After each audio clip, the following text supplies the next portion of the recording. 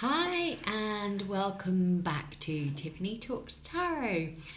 Today I'm reviewing my journey with the cups. And when I say reviewing my journey, I mean I've been taking one of these cards every day and living them.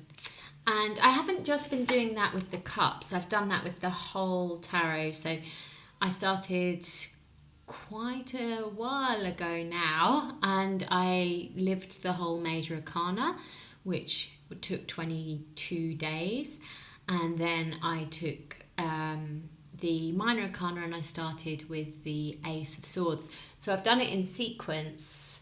I haven't stopped, I've just continued.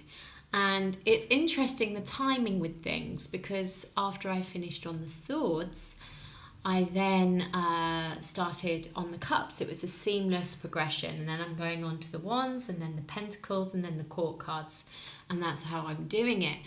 And what really fascinated me was that when I got to the Ace of Cups, after the Ten of Swords, this one, I ended up going on a plane to India to start a juice cleanse. So I had 5 days of not eating anything, just having fluids, and it happened to be on the Ace of Cups.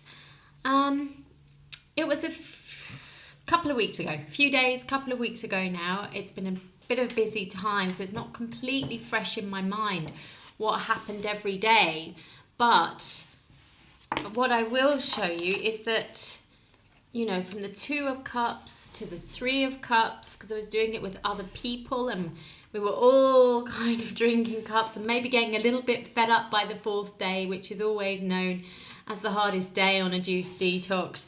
And the fifth day, you know, of like, oh gosh, we just don't want what we've got. We'd like some food, please. But on the fifth day, you know, we broke it. We ended up breaking the fast, and then we started to have little bits of food, as you've got here on the sixth day. And then on the seventh day, I changed my location from, I think it was Angora, that I was in Goa, and ended up on the beach looking for some accommodation, trying to find where to stay.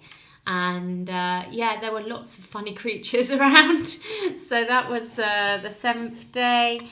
And then the eighth day was trying to find some cash, because whilst we were there, rupees had been withdrawn, so that wasn't particularly easy. And then we did find some cash, and then on the ninth day, I ended up kind of overspending a little bit with things like you can see behind me, and was a little bit, oh no, now I'm not sure I've got enough cash for the taxi, but we all managed to work it out.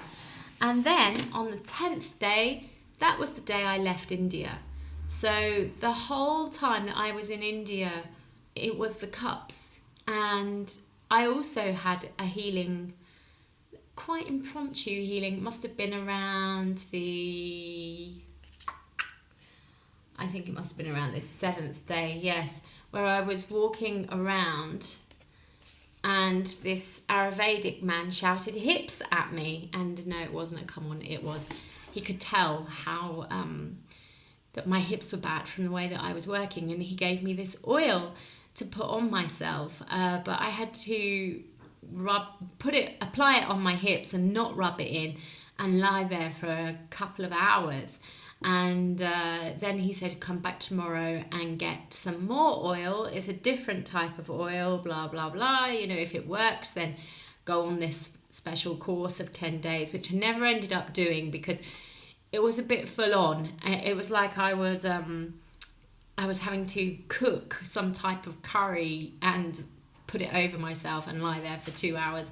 But I did actually feel a lot better. So all of these concoctions that I took that week really did help me to cleanse.